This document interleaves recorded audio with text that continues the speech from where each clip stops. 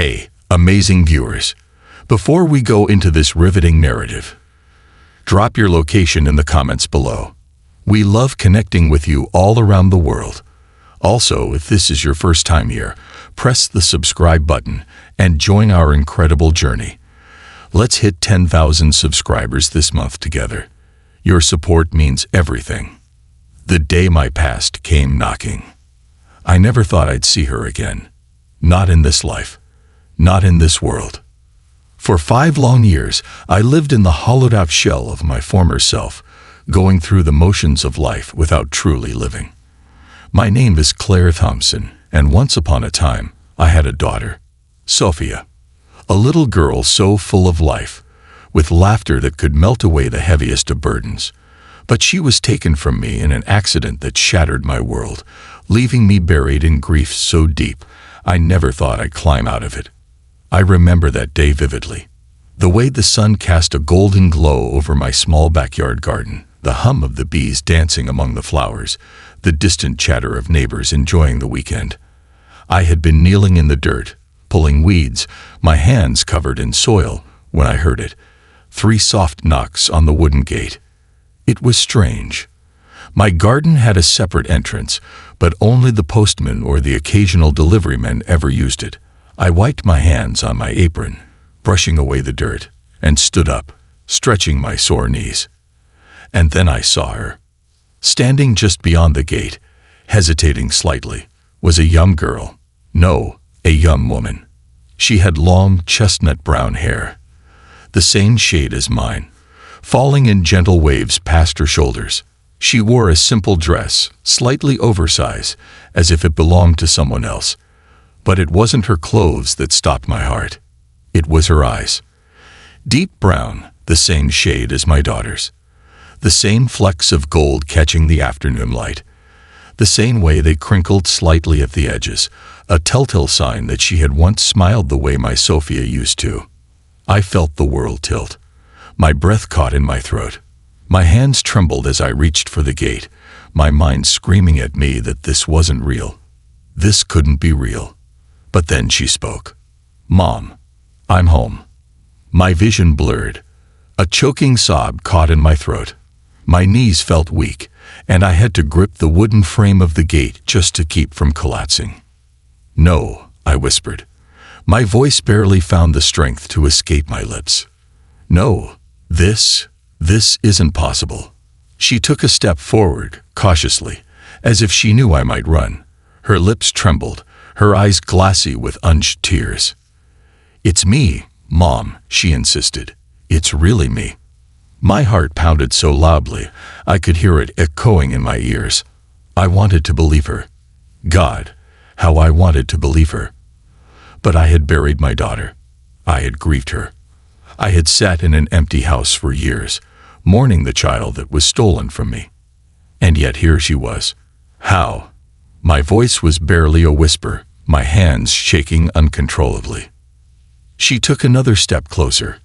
"I'll explain everything," she said, her voice gentle, as if she were the one comforting me. "But first, I need you to believe me." I didn't know how to respond. The rational part of me screamed that this was a mistake. That grief had finally driven me to madness. But my heart recognized her. The air between us was thick with silence. My body was frozen in place, caught in a storm of disbelief and longing. And then she reached into the pocket of her dress and pulled something out, a small silver locket. My breath hitched. It was Sophia's locket, the one I had given her on her 6th birthday, just weeks before the accident. It had been custom-made, with a tiny engraving of a sunflower, the same flower she loved to plant with me in the garden. I had placed that locket around her neck the morning of the accident. I had never seen it again. I reached out, my fingers brushing the cool metal, and at that moment, reality cracked open like a dam bursting. Tears streamed down my face. My whole body shook as I grabbed onto her arms, holding her as if she might disappear at any moment. I could feel her warmth, the solid presence of her body against mine. "Sophia," I sobbed into her hair, my fingers tightening around her like a lifeline. "Sophia, my baby." Her arms wrapped around me, and for the first time in years, I felt something other than grief. I felt the impossible. Hope. But as much as I wanted to stay in that moment forever, the reality of the situation loomed over us like a dark shadow. I pulled back just enough to look at her face. "How?" I whispered again. "How is this possible? They told me you were, that you didn't make it." Sophia swallowed hard. Her expression turned solemn, haunted. "Because, Mom," she said, gripping my hands tightly, "I never died." The ground beneath me felt unsteady, like the whole world was shifting under my feet. "What?" I choked out. She took a deep breath, as if gathering the strength to say what came next. "The accident.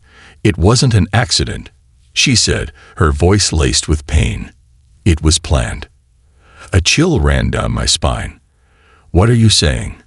I asked, my voice barely above a whisper. She glanced toward the house, as if making sure no one else was listening. Then her eyes met mine again, and I could see the weight of years of suffering behind them. "I'm saying that Dad," her voice trembled on the word, "planned it all." The world stopped. I stared at her, my mind refusing to process what she had just said. My husband, Ian, the man I had once loved, the father of my child. No, it couldn't be. But as I looked at Sophia, at the pain in her eyes, at the truth in her trembling voice, something inside me cracked wide open. The past 5 years flashed before me in an instant, his growing distance, his lack of grief, the way he had never once shed a tear for our daughter, the way he had sighed when he saw me alive. And suddenly I knew. I had been living in a lie. My daughter hadn't died that day. She had been taken. And now, after 5 years, she was back. And she had come to tell me the truth, a truth that would change everything. A shattered illusion. I stood in the garden, staring at my daughter, who was supposed to be gone. The weight of her words pressed against my chest like a heavy stone, suffocating and impossible to ignore. The accident. It wasn't an accident. It was planned. I wanted to reject it. My mind screamed for logic, for reason, for anything that made more sense than what she had just told me. But standing before me, flesh and blood, was the little girl I had lost, the daughter I had grieved, buried, and spent 5 years mourning. If she was here, if she was real, then I had been living in a nightmare built on lies. I took a step back, my legs wobbling beneath me. My body felt disconnected from my mind, like I was floating in some twisted dream I couldn't wake from. Sophia, my Sophia, watched me with cautious eyes, her fingers nervously fidgeting with the locket in her hands. The same silver locket I had given her all those years ago. "I need you to listen carefully, Mom," she said softly, her voice carrying a weight far beyond her years. "I know this is a lot, but I don't have much time to explain." I blinked, struggling to breathe. "Not much time? What do you mean? Where have you been all this time? How is this even possible?" Her lips parted slightly as if she didn't know where to start. She took a deep breath, steadied herself, and began. "The day of the accident, or what you thought was an accident, wasn't just bad luck." Her voice wavered, but she pushed forward. "It was meant to happen. At least, that's what he wanted." A cold shiver crawled up my spine. I knew exactly who she meant, but my heart refused to believe it. No, not Ian. Not my husband. Not Sophia's father. "He planned it, Mom," she continued, her hands tightening into fists. "He wanted to get rid of us." The words hit me like a physical blow. I shook my head violently. No, that's impossible. Ian, he might have changed over the years, but he would never. "Mom," Sophia interrupted, her voice filled with raw pain. "He did, and I have proof." I stared at her, my mind reeling. Proof. Before I could respond, she reached into the small bag slung across her shoulder and pulled out a single piece of paper. It was old, creased at the edges, like it had been folded and unfolded too many times. She held it out to me with trembling fingers.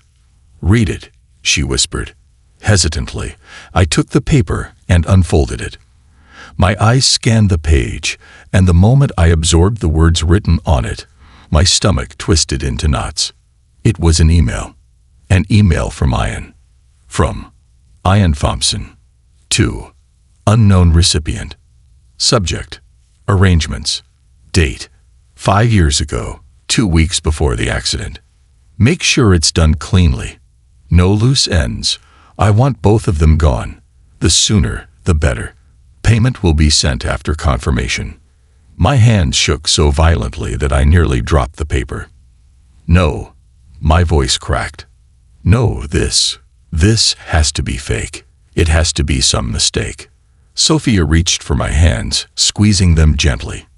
It's not fake, Mom. He did this to us. He planned everything. Tears burned at the edges of my vision, blurring the page in front of me. My heart pounded so hard it hurt. Then why? My voice barely found the strength to rise above a whisper.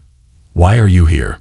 If he wanted you gone, how did you survive? Sophia took a deep breath, her eyes flickering with something dark and haunted. Because someone saved me. I swallowed hard, my throat dry as sandpaper. She hesitated, as if she was debating whether or not to tell me the full truth. The driver of that car, she said finally. It was a man hired by Dad. But something went wrong. He hit you, but I was thrown out of the way. A stranger, an older man who had been walking nearby, grabbed me at the last second. I blacked out, and when I woke up, I wasn't in the hospital. I was somewhere else. A chill crept through my bones. Where? I whispered. In another city, she admitted. The man who saved me, he was an investigator. He saw what happened, and when he realized what was going on, he took me away before Dad could find out I was still alive. I gasped, covering my mouth. So all this time, you've been in hiding? She nodded. At first, I didn't understand. I kept asking to come home. But the man who saved me, his name is Richard, told me that if I went back, I'd be in danger. That he would be in danger too. I had to wait. I had to wait until it was safe to come back. Tears welled up in my eyes. Safe. My voice wavered. Then why now? Why come back now, after all these years? Sophia's face hardened, and for the first time, I saw something different in her. She wasn't just my little girl anymore. She was someone who had survived the unimaginable. Because I finally know the truth, she said. Because I finally know what he's been hiding. And because, Mom. She paused, looking me straight in the eyes. I'm going to make him pay. A stunned silence fell between us. My heart pounded furiously, my mind struggling to keep up. I had spent years drowning in grief, mourning a daughter who had been stolen from me. And now, here she was, standing before me, telling me that the man I had once loved, the man I had trusted, had been behind it all. It felt impossible. But at the same time, I thought back to Ian's reaction the day I woke up in the hospital. So you're alive, he had said, with a sigh of disappointment rather than relief. I had thought he was grieving in his own way, that his coldness was just his method of coping. But now, standing here with the truth laid bare before me, I realized something chilling. It hadn't been grief. It had been regret. Regret that I had survived. A rage unlike anything I had ever known surged through my veins. My hands clenched into fists, my body shaking with the force of my anger. He had taken my daughter from me. He had stolen 5 years of our lives. And now he was going to pay. I met Sophia's gaze, and in that moment, we understood each other completely. No more grief. No more fear. Just justice. Or revenge. Tell me everything. I said, my voice steady despite the storm raging inside me. Tell me everything you know. Because Ian Thompson had made one fatal mistake. He had left me alive. And now I was going to destroy him. The buried truth. The rage simmering in my veins was unlike anything I had ever felt before. It wasn't just anger. It was betrayal. It was loss. It was 5 years of grief twisted into something raw and relentless. My daughter was standing before me, alive. And yet, I couldn't even fully embrace that joy because her existence came with a harrowing truth. Her own father had tried to erase us. I clenched the edges of the letter in my hands, my knuckles turning white. The proof of Ian's crime was right in front of me, and yet it still felt unreal, like I was watching someone else's life unfold in a nightmare. Sophia watched me, her gaze steady. She had changed. She was no longer the innocent 6-year-old who used to help me water the garden. The girl standing before me was hardened, sharp with purpose, with secrets she had carried alone for far too long. "Mom," she said quietly, stepping closer, "there's more you need to know." I sucked in a breath, trying to gather my thoughts. "More?" She nodded, her fingers tightening around the strap of her bag. "I need you to be strong, okay? Because what I'm about to tell you is worse than what you've already heard." I swallowed the lump forming in my throat and nodded. "Tell me." She hesitated, as if gauging whether I was truly ready. Then, with a deep breath, she said, "Dad didn't just want us gone because of money, or because he wanted a new life without us. He was involved in something criminal, something dangerous, and he knew that if we stayed in his life, I would eventually find out." I frowned. "Find out what?" Sophia reached back into her bag and pulled out a second piece of paper. This one was thicker, glossier. An old photograph. She handed it to me carefully, like she was passing me a live grenade. I took it, my hand still shaking. The image was grainy, but I could make out Ian standing beside 2 men I didn't recognize. They were in some sort of office, shaking hands. The expression on Ian's face sent a chill down my spine. He looked smug, satisfied, like a man who had just secured something valuable. "What is this?" I asked. Sophia exhaled. "A deal. A deal he made with the wrong people. He was working with criminals, Mom. Money laundering, offshore accounts, fraud. He was deep in it. And those men, they weren't just business partners. They were dangerous people." I felt my stomach churn. Ian had always been ambitious, driven. When he started his company, I had supported him with everything I had. I cut back on personal expenses, budgeted every cent, even picked up side jobs just to make sure he had enough to get started. And once his business took off, I was relieved. I thought we had finally made it. But now, I was staring at evidence that the man I married wasn't just unfaithful. He was a criminal. And worse, he had tried to kill his own family to keep his secrets buried. Sophia's voice was steady, but I could tell this story weighed heavily on her. "The man who saved me, Richard, he's an investigator, Mom. He was looking into one of Ian's business partners when he saw the accident. When he found out who my father was, he started digging deeper. And the more he found, the worse it got." I shook my head, overwhelmed. But why wait until now? If Richard knew all of this, why didn't he go to the police years ago? Sophia pressed her lips together. Because he needed concrete evidence. He couldn't just accuse Ian without proof.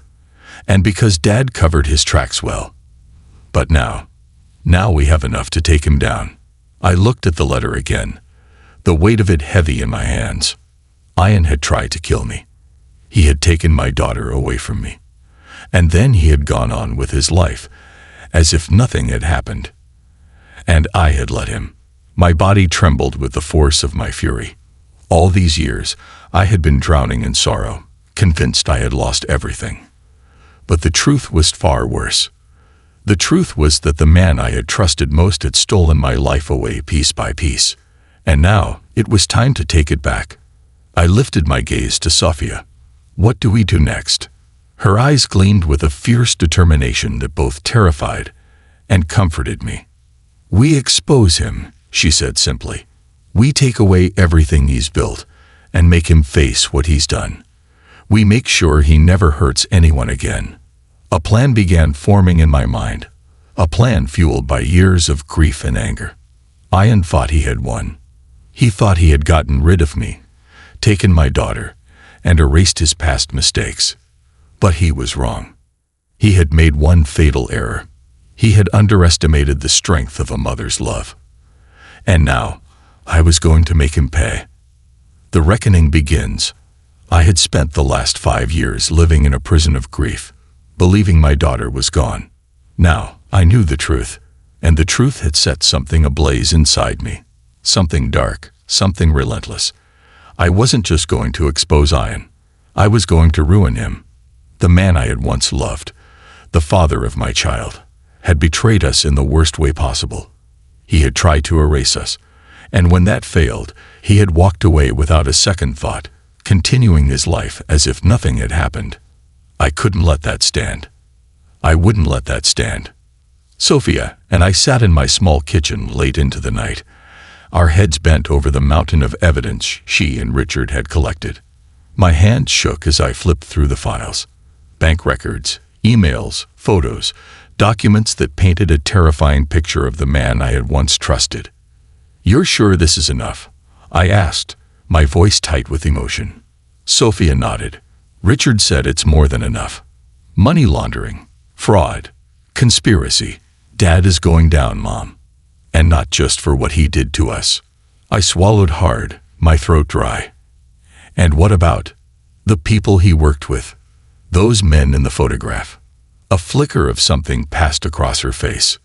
They're dangerous. But Richard says the authorities have been trying to take them down for years. Dad's arrest could be the final push they need to bring the whole operation down. I exhaled slowly. This was it. For years, I had been paralyzed by grief, lost in the pain of losing my daughter. I had let Ian get away with everything because I had been too broken to see the truth. But I wasn't broken anymore. I was ready. "We need a plan," I said, straightening in my chair. Sophia smiled, small but knowing. "We already have one." I blinked. "You do?" She nodded. "Richard's been waiting for the right moment. He's already contacted his sources in law enforcement. But we need one final push to make sure Dad doesn't try to run." I frowned. "And how do we do that?" Sophia reached into her bag again and pulled out a small device, a phone. She slid it across the table toward me. "We make him think he still has the upper hand," she said, "and then we pull the rug out from under him." I stared at the phone. "What are you saying?" Her eyes darkened. "I need you to call him." My breath hitched. "Call him?" She nodded. "You're the one person he won't suspect. If you call him, if you tell him you're ready to finally move on, that you want to see him, talk things through, he'll let his guard down." My hands curled into fists. The thought of hearing Ian's voice again, of pretending to be the broken woman he had left behind, made my skin crawl. But if it would bring him down, I would do it. I reached for the phone, gripping it tightly. "What do I say?" Sophia leaned forward. "Tell him you need closure. Tell him you want to meet in person. Richard will have the authorities waiting nearby. Once Ian arrives, they'll move in." It was so simple, so direct. And yet, it felt like the most important phone call of my life. I took a deep breath and dialed the number I had memorized long ago. The number I had sworn never to call again. The phone rang once, twice. Then he answered. "Claire." His voice was groggy, laced with irritation. "What the hell do you want?" The sound of his voice sent a shiver down my spine, but I forced myself to stay calm. "Ian," I whispered, making my voice small, fragile. I needed to hear your voice."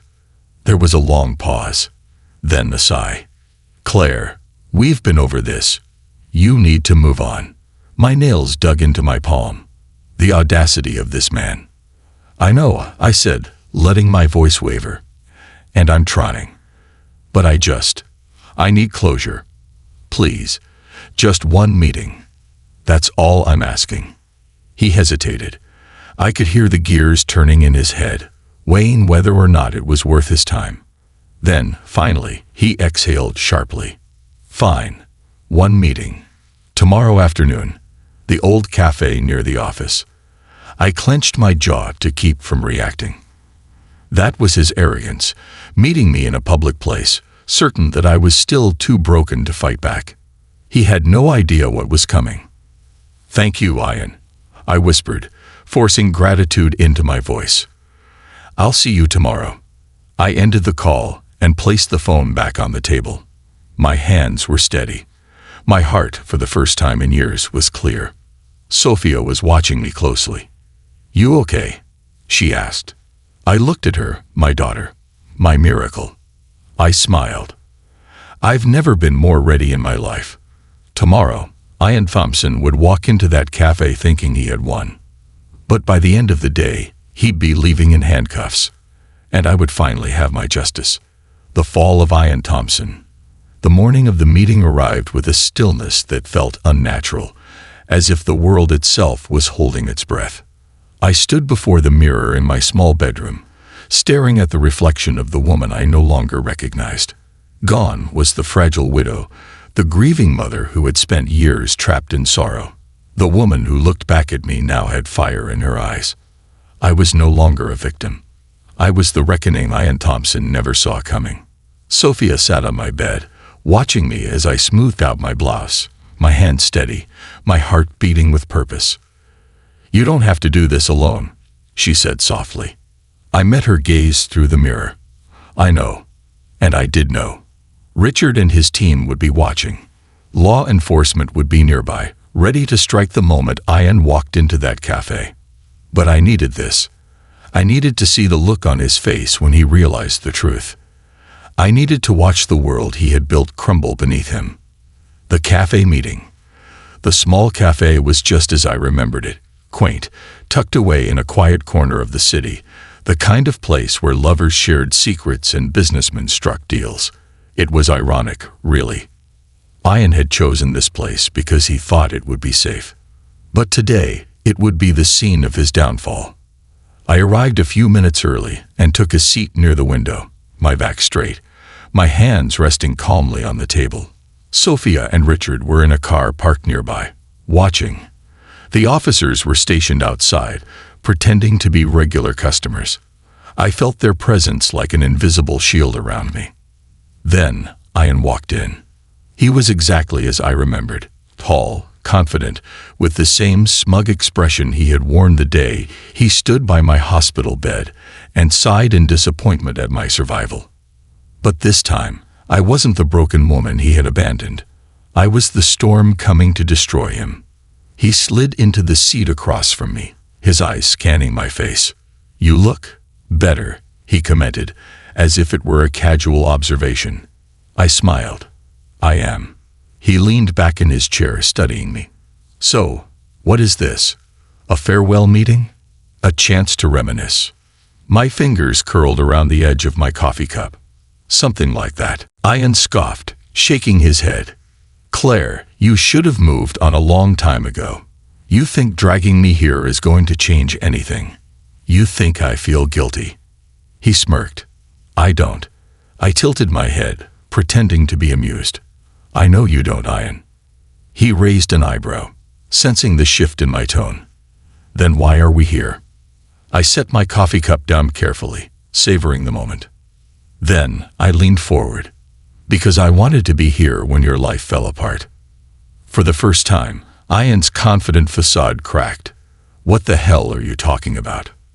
I reached into my bag and pulled out the folder of evidence Sophia and Richard had prepared.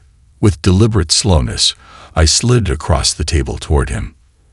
Ian's eyes narrowed as he picked up the papers. The moment he saw the first document, his expression shifted from confusion to something darker. Then his hands started to tremble. Bank records, money transfers, his own emails, proof of his crimes. And finally, a photograph of Sophia, alive. His head snapped up, his face pale. "No," he breathed. "That's not." "It is," I interrupted, my voice ice cold. "She's alive, Ian. And she remembers everything." His eyes darted around the cafe now, his breathing uneven. His mind was racing, calculating, trying to find a way out. But there was no way out. I watched him crumble in real time. "Claire," he said, his voice tight. "Listen to me." "No, Ian." I cut him off, standing up. "It's over." And then, right on cue, the doors of the cafe swung open. Two officers walked in, their faces unreadable, their hands resting on their holsters. Ian's face twisted with panic. He grabbed my wrist, his grip tightening. "Claire, don't do this," he hissed. "You need me. You won't survive without." I yanked my arm away. I already did. The officers reached our table. One of them pulled out a pair of handcuffs. "Ian Thompson," the officer said, his voice firm. "You are under arrest for conspiracy to commit murder, fraud, money laundering, and multiple federal offenses. You have the right to remain silent." Ian shot up from his chair. "You have nothing on me," he roared. "This is a setup." The officer simply turned the folder of evidence toward him. "We have everything on you." Ian's body sagged. His eyes darted to mine one last time, filled with fury, disbelief, and something else, something that almost looked like fear. It was the first time he had ever feared me. It was the first time he realized I was no longer his victim. As the officers hauled him toward the exit, he thrashed against their grip. "This isn't over, Claire," he spat. "You think you've won. You think you can take me down. I built this life. You're nothing without me." I smiled. "No, Ian," I said, my voice calm, steady. "I was always more than you." And with that, they dragged him out the door. I watched from the window as they pushed him into the police car. I watched as they drove away, taking the man who had tried to destroy me into the fate he had earned. And then, for the first time in 5 years, I let out a breath I didn't realize I had been holding. The aftermath. Sophia was waiting for me outside. She ran into my arms the moment I stepped onto the sidewalk, burying her face in my shoulder. "It's over," she whispered. I held her close, breathing in the reality of her warmth, her presence, her life. "It's over," I echoed. We stood there for a long time, two survivors bound by an unbreakable love. And as I looked toward the horizon, the weight that had suffocated me for years finally lifted. The past had taken so much from me. But I wasn't living in the past anymore. I was free, and I had my daughter back. That was all that mattered. This concludes the story. Thank you for watching until the end. I hope you found it enjoyable. If you did, please consider liking the video and sharing it with your friends. Don't forget to subscribe to our channel and activate the notification bell for more captivating stories. Have a great day.